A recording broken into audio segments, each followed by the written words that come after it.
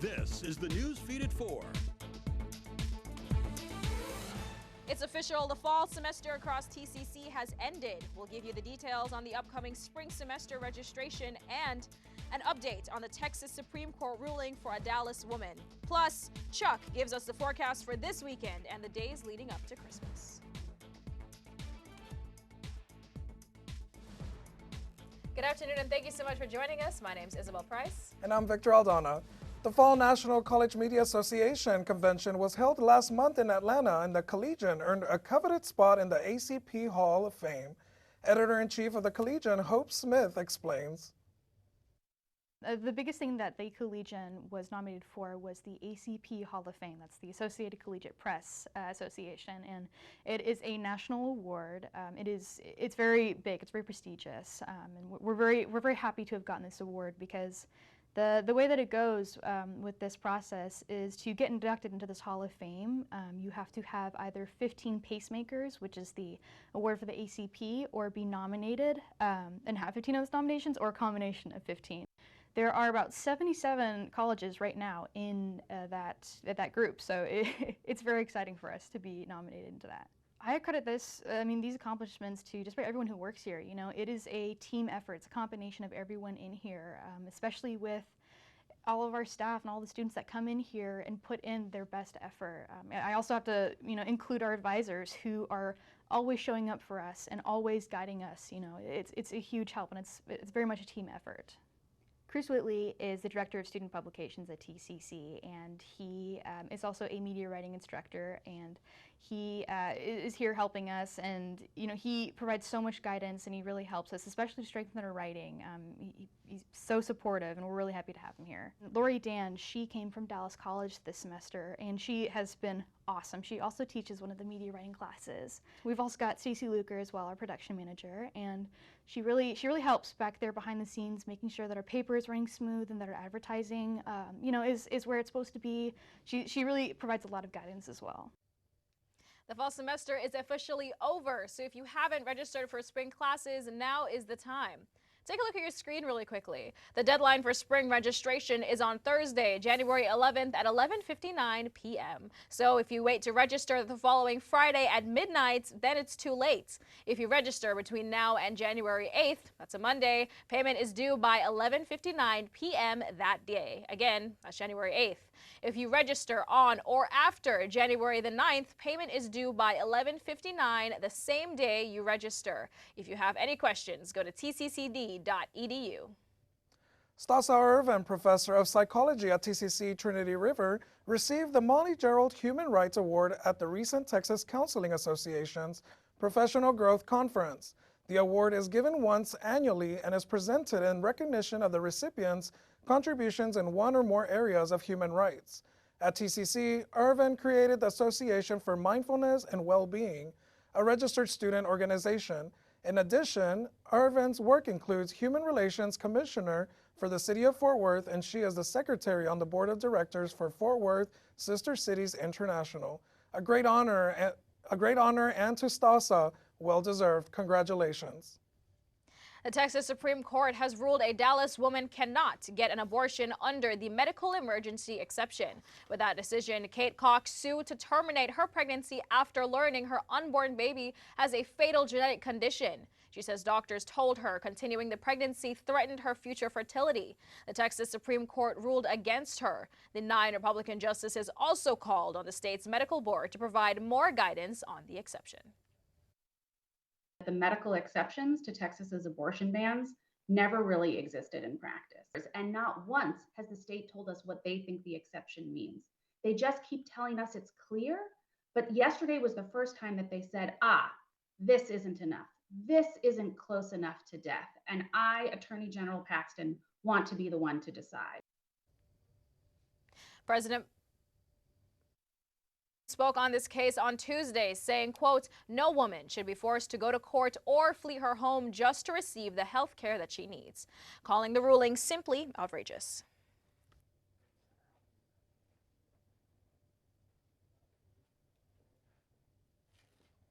The suspect in a deadly shooting spree that claimed 6 lives in the Austin-San Antonio area now faces an expanded list of charges up to 10. Jessica Taylor has a closer look. On Monday, the Austin Police Department shares that at this point in their investigation, they've determined 34-year-old Shane James shot and killed Emmanuel Papba while stealing his car before shooting and killing Sabrina Rahman, who had her baby with her. The announcement confirms what Papba's family told CBS Austin last week, that he was killed over his car. They say they're waiting to learn more about the investigation and what's next. He was in his car eating. That was what made it easy for the delinquent to get him out of the car and take the car, because he was already inside. He had the keys. But it wasn't necessary to take his life, just to take his car. As for the suspect, online records give a glimpse at what's to come. James is facing first-degree felony charges for aggravated assault mass shooting, aggravated assault against a public servant, and 4 capital murder charges. I would imagine that the defense would want to have him tried separately as opposed to consolidating all those murder trials. Now, the state, on the other hand, is likely going to want to consolidate those, so they'll have fewer trials, but not only that, so they can get in additional evidence of other acts, other murders. On Wednesday, December 6th, the day after the shooting spree, Shane James allegedly tried to escape from the Travis County Jail. A spokesperson with the Travis County Sheriff's Office confirms that a corrections officer was opening the door to the unit James was assigned to, and he pushed past the officer, running into the hallway. No charges were filed, but this could be brought up during a future trial. I would imagine the prosecution would try to use that as much as they can, whenever they can, because they'll argue it's evidence of guilt. A 15-year-old boy is dead after a crash involving a semi and a school bus. Livingston, which is about 75 miles outside of Houston, their police department is saying the bus was using its flashing red lights and stop sign as the boy was getting off when the semi crashed into a Toyota vehicle behind the bus. Officials say that pushed the Toyota to the right, striking the boy. It's unclear if anyone on the bus was hurt. Texas state troopers are investigating and won't say yet whether any charges will be filed. Our hearts and our thoughts go out to the family of the 15-year-old freshman who died today. They also go out to the student body and the faculty and the community at large. Hunter Biden admits to the mistakes he made, but diverts all the attention towards the Republicans. Keep it right here. What are you doing in there? I wouldn't do that. What are you doing? What are you looking for?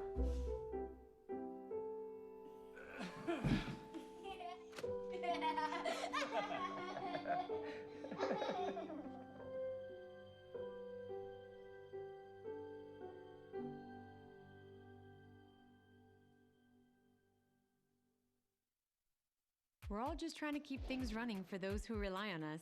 That's why we don't have time to be sick with the flu. We don't have time for delays. Ready! We don't have time for spills. Next. We don't have time for setbacks. Let's be real. Getting the flu shot helps you fight the flu. Get a flu shot for yourself and those around you too.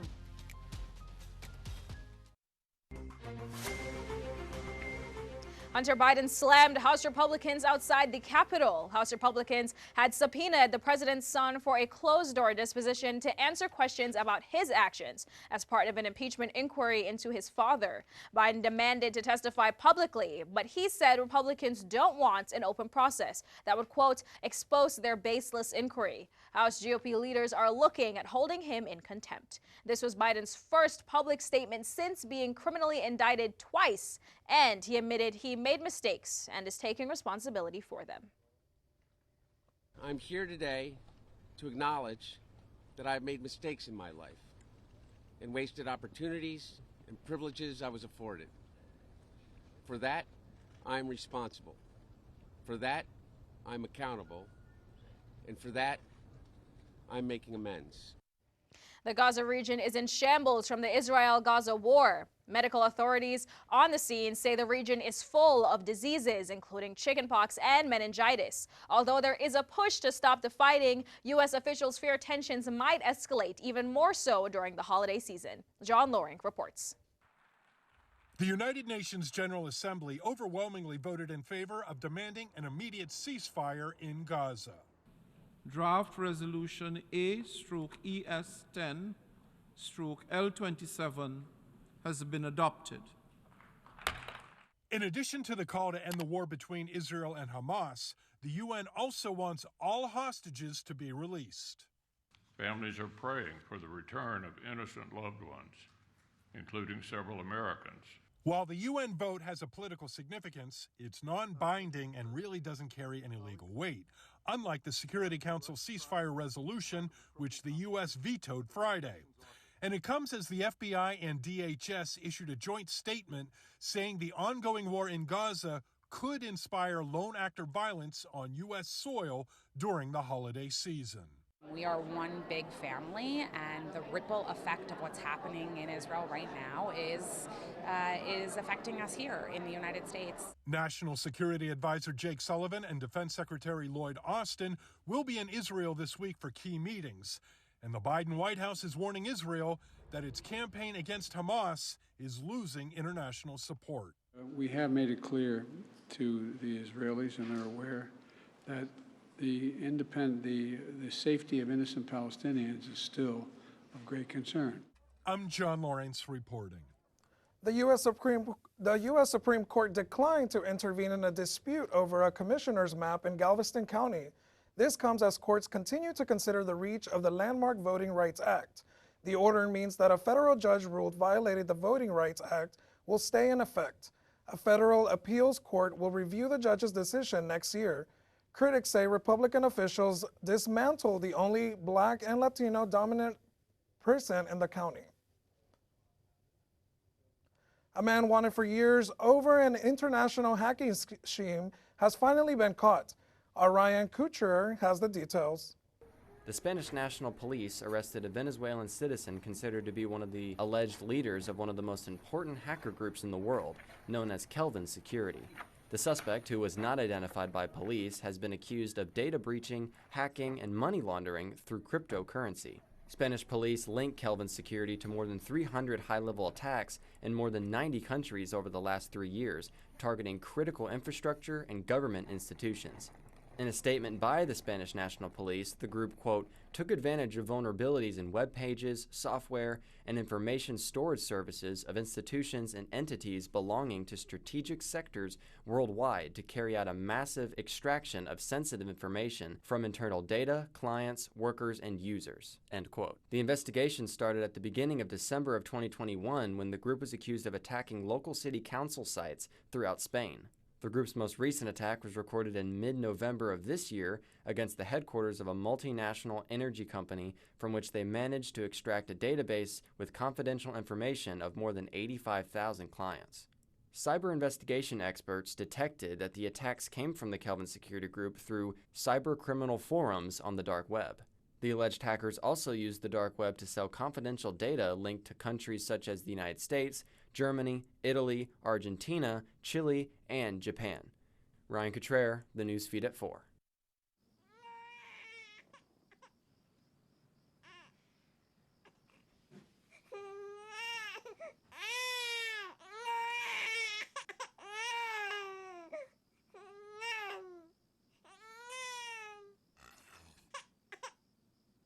If you love them enough to suck the snot out of their nose at 4 a.m., then surely you'll check NHTSA.gov/the right seat to make sure they're in the right car seat. If you're buzzed and doing this,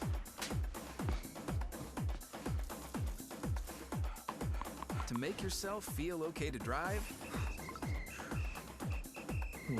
ZWX.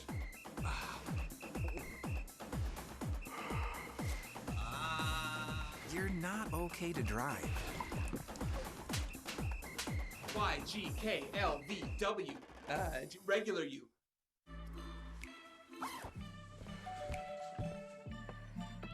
Yo, camping buddy.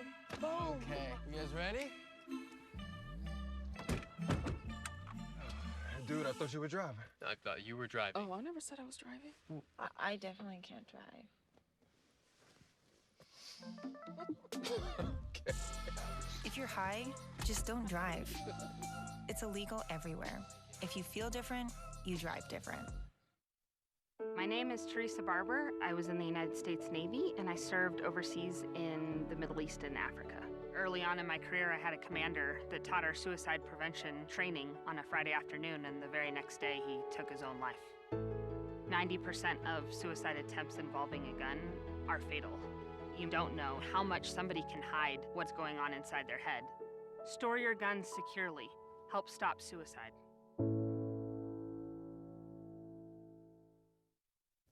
Today marks 11 years since the Sandy Hook Elementary School shooting.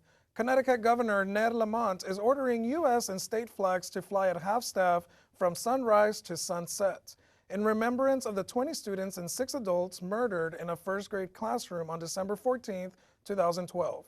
The city now has a permanent memorial in place. It has a circling network of paths and a fountain in the center that lists victims' names. That mass shooting continues to prompt calls for more gun safety measures. As we look out across Reunion Tower, it is a nice fall day. We'll get up to 60 this afternoon. We're almost there now at 59. Partly cloudy skies, feels like 55. Taking a look at temperatures across the Metroplex, it's 57 in Denton, 59 in McKinney, downtown Dallas sitting at 59. Athens, you've got 60, 55 over in Seymour. Sunset is about 5:22 this afternoon. We'll see 54 by 8 tonight, 52 at 10. Then at midnight, 51. And we start to see a little bit of shower activity that we have for tomorrow. 30% chance of showers overnight. And then we'll see some more shower activity before 3 o'clock tomorrow. Radar indicating 100% chance of rain on Friday. We start off Friday morning at 44. We get up to 51. Saturday, cloudy skies, no rain. We start off at 36 as the cold front moves in for the weekend. 54 on Saturday for our high. Sunday, sunny and 57. These conditions will continue throughout the middle of next week, with afternoon highs gradually increasing a couple of degrees each afternoon. We start off Monday, sunny and 56. On Tuesday, partly cloudy and 62. We get up to 64 on Wednesday. On Thursday, we hit 66. Then another round of showers hits next weekend. We'll see 40% chance of showers Friday, Saturday, and Sunday. Morning lows around 48 on Friday with a high of 67. Winds out of the south at 10 to 15 miles per hour. Then on Saturday, 50 for our overnight low, 66 for our high. 44 on Sunday, and a high Sunday afternoon of 66. So grab an umbrella for tomorrow, but you won't need it this weekend. You will need it again next weekend. Thank you, Chuck. Heartbreak across parts of Middle Tennessee after deadly tornadoes sweep through several cities and communities. The National Weather Service says an EF2 tornado tore through Madison, Hendersonville, and Gallatin on Saturday. The storm packed winds of up to 125 miles an hour, and an even more powerful tornado, an EF3 twister, brought wind gusts of 150 miles an hour through parts of Clarksville. The storm left at least 6 people dead and dozens injured. Authorities in Montgomery County say the twister has damaged nearly 700 homes and businesses. The U.S. Air Force has disciplined 15 people connected to online leaks of government secrets. This for allegedly failing to stop Airman First Class Jack Teixeira from posting classified documents on social media channel Discord. The ranks of staff sergeant to colonel were disciplined. The punishments range from being relieved from their positions to non-judicial punishments under the Uniform Code of Military Justice. Teixeira was a cyber systems journeyman with the Massachusetts Air National Guard. He has been indicted on 6 counts of willful retention and transmission of classified information. Teixeira has pleaded not guilty, and no trial date has been set so far. Tesla is recalling nearly 2 million cars to limit the use of its autopilot feature. This comes after the review of nearly 1,000 crashes in which the feature was engaged. The National Highway Traffic Safety Administration says the company agreed to an over-the-air software update, as well as mailing letters to owners notifying them of the change. The update will limit the auto-steer feature if a driver repeatedly fails to demonstrate they are ready to resume control of the car while the feature is on. You're watching the NewsFeed at 4. We'll be right back. Honey, what I think you need is a socket wrench. I played JV basketball. I'm sorry. I don't think it looks right. This is good, and it's all good, baby. Is it really all good?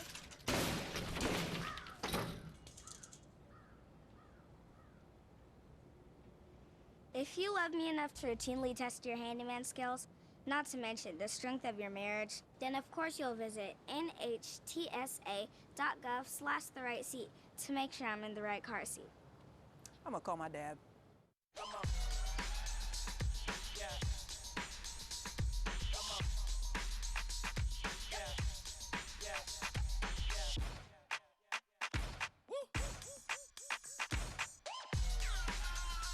You're not going to get it all right. Just make sure you nail the big stuff, like making sure your kids are in the right seat for their age and size. Get it right at nhtsa.gov/therightseat.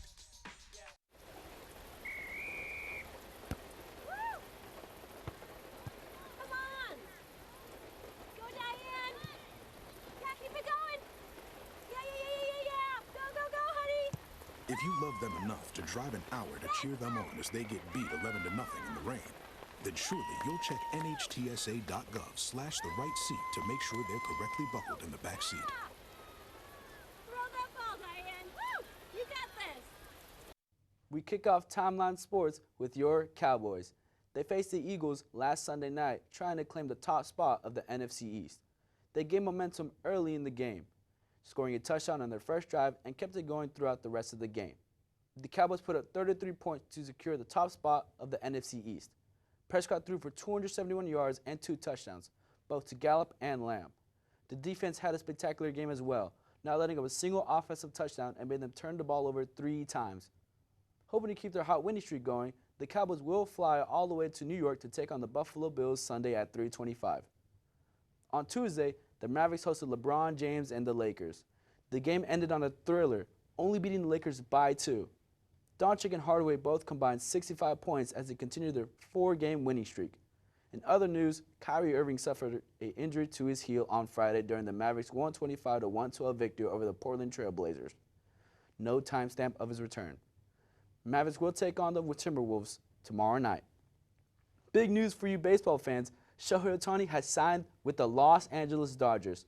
The player out of Japan has been putting up spectacular numbers on pitching and hitting. He also is a 2-time AL MVP. He started his career for the Angels, but they never sniffed the playoffs in the 5 years playing for them, hence why he wanted to leave. He signed a $700 million 10-year deal for the Dodgers. The interesting part is how the deal is set up. In the 10 years playing for the Dodgers, he will receive $2 million each year. After his time with the Dodgers, starting in 2034 through 2043, he'll receive $68 million per year. That's crazy. And that's your Timeline Sports. Thanks, Joel. A Georgetown couple is combining their love for the holidays with their love for one particular convenience store chain, Buc-ee's. And for those not familiar, it's a joyous roadside stop some have described as a Quick Trip meets Hobby Lobby. The couple fashioned their holiday gingerbread construction to pay tribute. The folks at the Williamson County government were so impressed with the creation that they featured it on their Twitter feed and are showcasing it at the tax office. A young man right here in Texas is known nationwide for not shaving. We'll explain when we return. Multiple studies have shown that marijuana can slow both driver reaction and response time, which can be really dangerous. He's here. He's here. Wait. What? I can't drive. Why? My. Oh.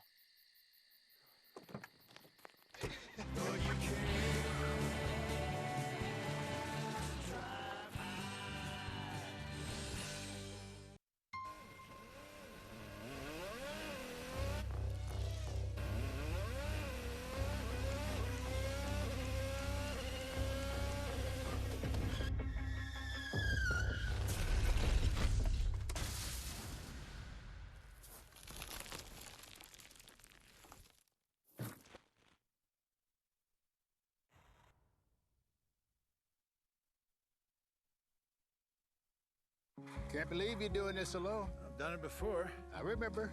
You threw your back out. How you holding up? Hand me that board. Nothing wrong with getting help. I'm good. I did it when Felicia left. I'll figure it out. I know you will, but you don't have to do it alone, that's all I'm saying.